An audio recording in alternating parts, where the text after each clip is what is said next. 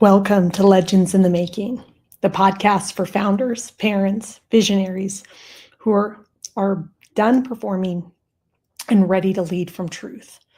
I'm your host, Erin Sarles Bowers, mom of two, builder of movements, and creator of legendary leadership alignment method and blueprint to blue chip. This isn't a place for perfection. It's where the mask comes off, the myths get dismantled, and you return to who God created you to be, whole, aligned, and unshakable. And today we have a letter from a leader who's tired of pretending. And it reads, "Dear Legends in the Making, everyone around me thinks I've made it.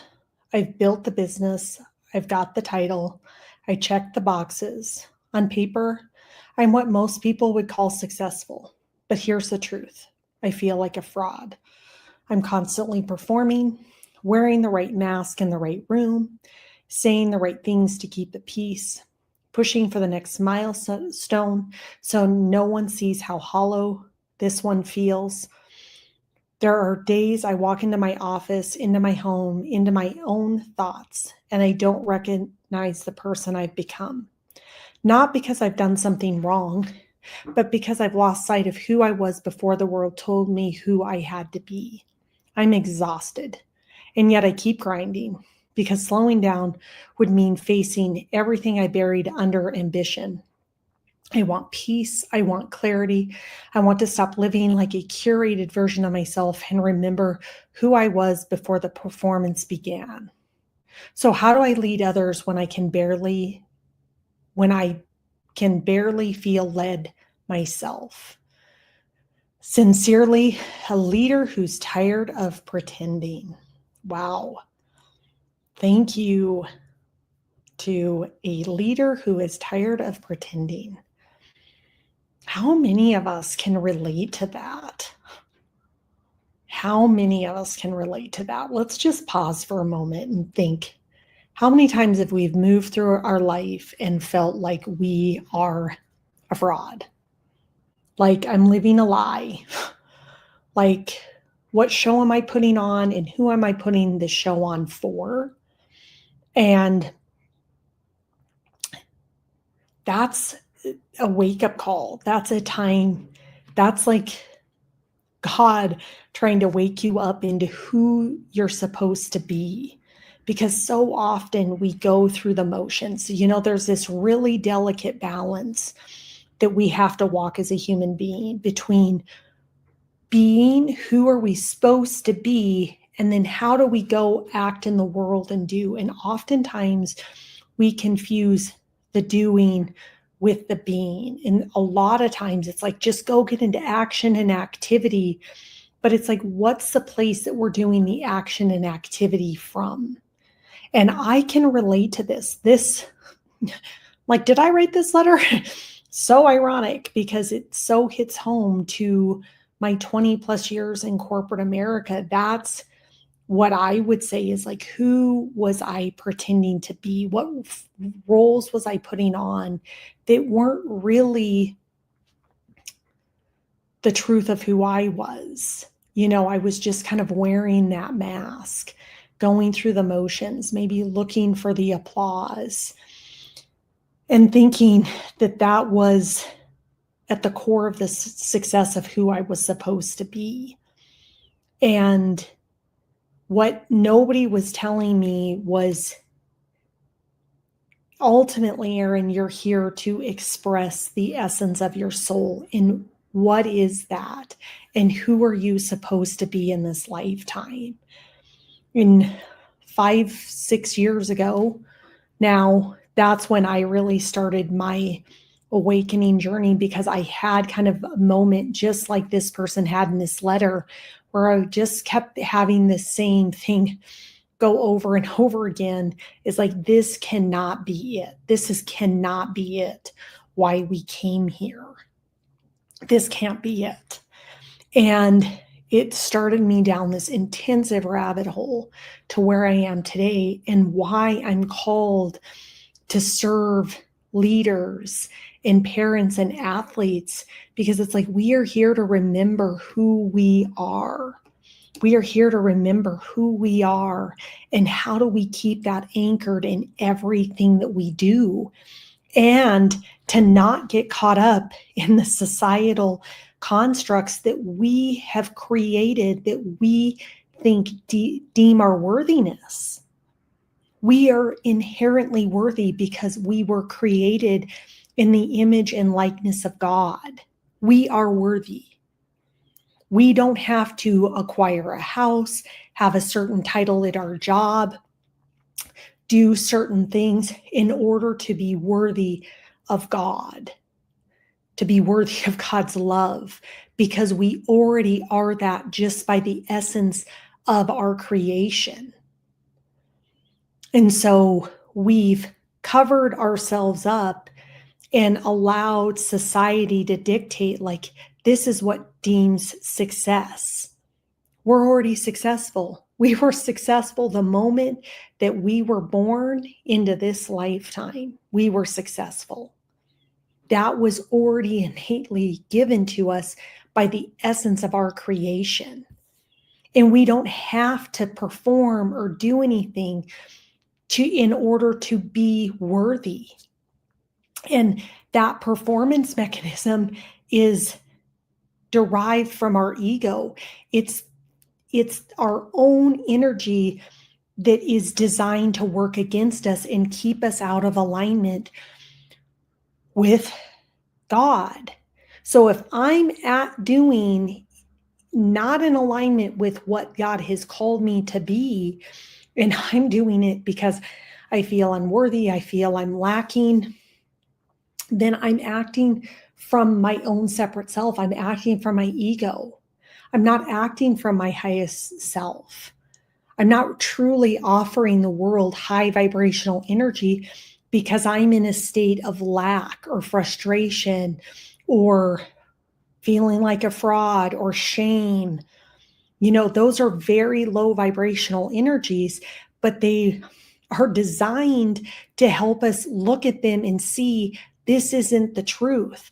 Why those things feel so shitty is because they are an indicator that we are not living in the truth of who God intended us to be.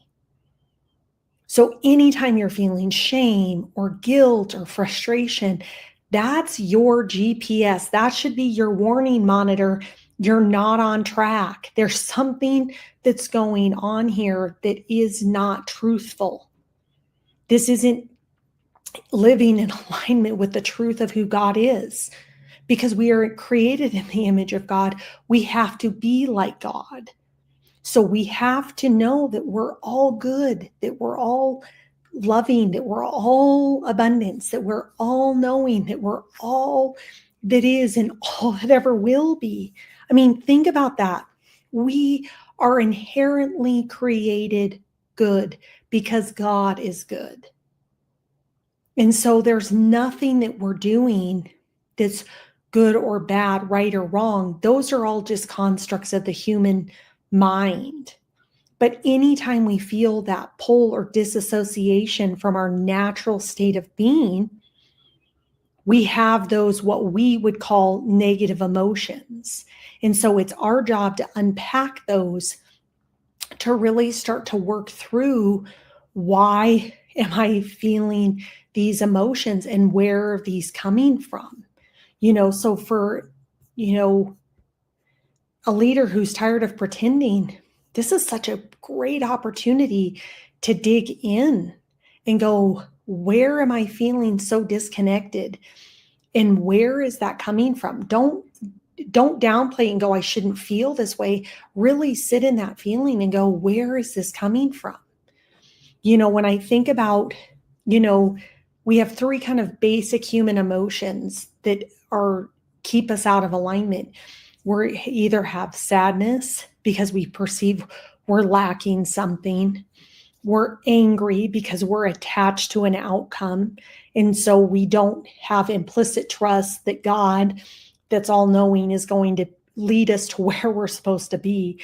And we're over identified with the outcome. So when it's not happening, we're angry. And then we have kind of as a third basic one is fear. We want to be in control. We, again, are disconnected from the natural intelligence that God is all knowing and all loving and all goodness.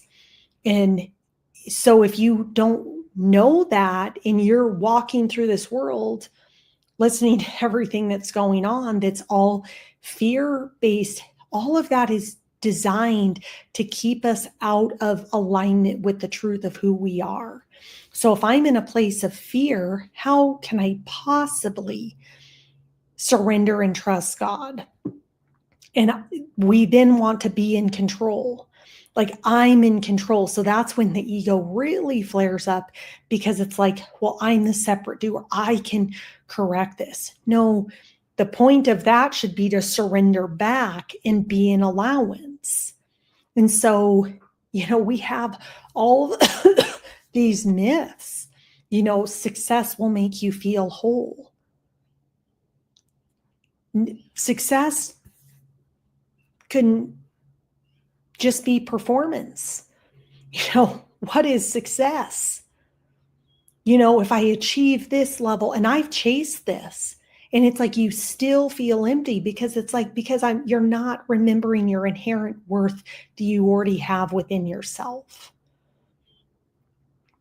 If you achieve more, if I get to this next promotion, if I acquire this job, if I have this certain level of money, I'll feel safe.